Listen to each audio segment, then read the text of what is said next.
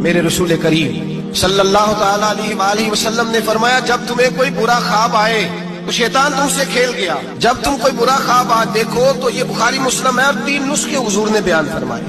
फरमाया तुमने अपनी बाईं जानब मुंह करना है और 3 दफा थूकना है। जरूरी नहीं कि थूक किया है, थू ही कर दे। ये नुस्खा बताएं घर जाके। ये नुस्खा आम नहीं, ये मेरे रसूल पाक का बताया हुआ नुस्खा है। और ये वो नुस्खा है कि पहाड़ टूट सकते हैं, दरिया बह सकते हैं, ये बात गलत हो सकती। सबसे बड़े पीरो मुर्शिद का नुस्खा है। मेरे रसूल करीम सल्लल्लाहु अलैहि वसल्लम ने फरमाया, बाईं जानब 3 दफा थू करे, थूके और 3 दफा आऊज़ बिल्लाह पढ़े।